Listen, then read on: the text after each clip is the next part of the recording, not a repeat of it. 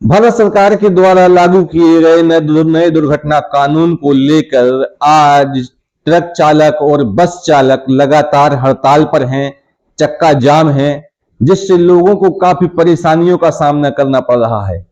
यात्रियों को अपने गंतव्य स्थान तक पहुंचने के लिए कोई साधन नहीं मिल रहा है। यहां तक कि कई बीमार हैं और जो प्रसव पीड़िता महिलाएं हैं, उनके लिए काफी परेशानियों का सामना करना पड़ रहा है। हाल ही में ललितपुर के बस स्टैंड पर साधन नहीं मिलने से एक महिला को बस स्टैंड पर ही प्रसव कराना पड़ा। गंभीर हालत में दोनों को जिला अस्पताल में भर्ती कराया गया है। लेकिन ये पूरी समस्या ड्राइवरों की है। ड्राइवरों को लेकर ये कानून लागू किया गया है, जिसको लेकर लगातार जो है चक्का जाम हो रहा है, प्रदर्शन कर रहे हैं जगह जगह। पूरे भारत में यातायात की बाधा, जो यातायात है, वो प्रभावित हो रहा है। इस सभी तमाम चीजों को देखते हुए प्रशासन ने एक सर्कुलर जारी किया है। सर्कुलर में जो आमतौर पर 5 प्रश्न हैं लोगों के, उसको विस्तृत रूप से बताया गया है, जिसमें आपको बताना चाहूंगा कि जिला प्रशासन द्वारा जो जारी किए गए हैं सर्कुलर, उसमें 5 क्वेश्चन पर विस्तृत रूप से जानकारी दी गई है। नंबर 1 प्रश्न है, दुर्घटना होने पर चालकों को होगी 10 साल की सजा। 10 साल की सजा और आजीविका। तो ड्राइवरों का सवाल है कि फिर 10 साल की सजा होगी और 5 लाख का जुर्माना होगा, तो उनकी आजीविका कैसे चलेगी। नंबर दूसरा सवाल है, यदि वाहन चालक दुर्घटनाग्रस्त घायल को जिला अस्पताल ले जाने के लिए अपने वाहन रोकते हैं, तो उन्हें भीड़ पीट पीट कर मार डालेगी। तीसरा सवाल है, कई बार इमरजेंसी सेवा के लिए वाहन चालकों को अपने गंतव्य पर शीघ्रता से पहुंचना रहता है, और यदि वह घायल को लेकर जिला अस्पताल जाते हैं अथवा पुलिस स्टेशन जाते हैं, तो उनको रोक लिया जाएगा, उनसे पूछताछ की जाएगी और उनका पूरा समय बर्बाद हो जाएगा, जिससे वाहन स्वामी उन्हें नौकरी से निकाल देगा। इसी प्रकार प्रशासन ने इन सभी सवालों के जवाब देते हुए कहा है कि जो नया कानून है, इसको समग्रता से समझने की जरूरत है, जिससे जो आशंकाएं हैं उसका समाधान हो सकेगा। सबसे पहला है, यह प्रावधान केवल उन्हीं वाहन चालकों पर लागू होता है जो दुर्घटना करके घायल को उसके हालात पर छोड़कर भाग जाते हैं, अर्थात हिट एंड रन के मामले में यह प्रावधान लागू होगा।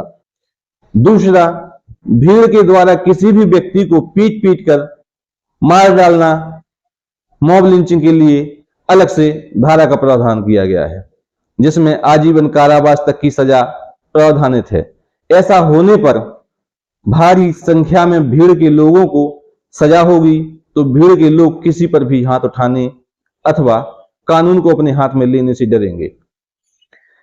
तीसरा है, घायल अथवा मजदूर को जिला अस्पताल ले जाना आवश्यक नहीं है। किसी भी नजदीक निजी अथवा सरकारी अस्पताल में उसे भर्ती कराया जा सकता है। चौथा आंसर है,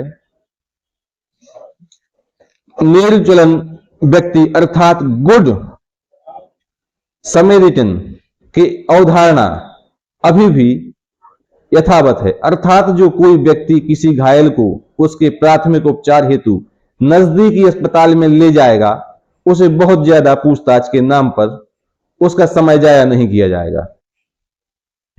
नंबर 4, हिट एंड रन मामले को लेकर कठोर कानून बनाना। हिट एंड रन मामले को कठोर बनाने के लिए कानून की मंशा यह है कि पूर्व में कई बार माफिया अपने प्रबल प्रतिद्वंदी को ऐसे वाहनों से टक्कर मरवाकर मार डालते थे और उनको पकड़े जाने पर कोई कठोर सजा नहीं होती थी। ऐसे कानून से इस तरह की माफियागिरी पर रोक लग पाएगा।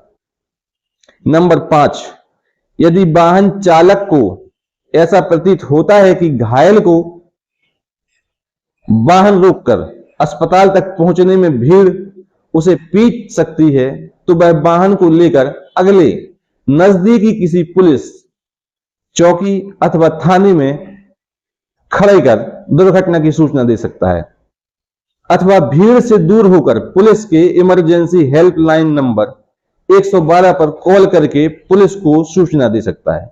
ऐसा करने पर उस पर साधारण दुर्घटना वाला प्रावधान ही लगेगा। यह भी कि यह कानून केवल ट्रक, बस अथवा टैक्सी चालकों पर लागू नहीं होता है, बल्कि सरकारी वाहनों के चालकों पर भी समान रूप से लागू होगा। और सरकार कोई भी ऐसा कानून बनाएगी जो चालकों के विरोध में हो, वह भी तब जब सामान्य लोकसभा निर्वाचन सन्निकट हो। अतः सभी वाहन चालकों से अनुरोध है कि उपरोक्त कानून को समग्रता से समझने का प्रयास करें।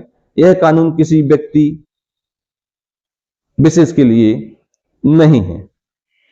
बहरहाल प्रशासन ने इस तरीके का सर्कुलर जारी कर लोगों को समझाने का प्रयास किया है, लेकिन आगे देखना होगा कि जो प्रदर्शनकारी हैं, जो ट्रक चालक हैं जिनके लिए ये कानून बनाया गया है, उनके प्रदर्शन के बाद सरकार इस पर क्या कार्रवाई करती है, क्या कानून में बदलाव करती है, या समान रूप से इसी कानून को चलाया जाएगा।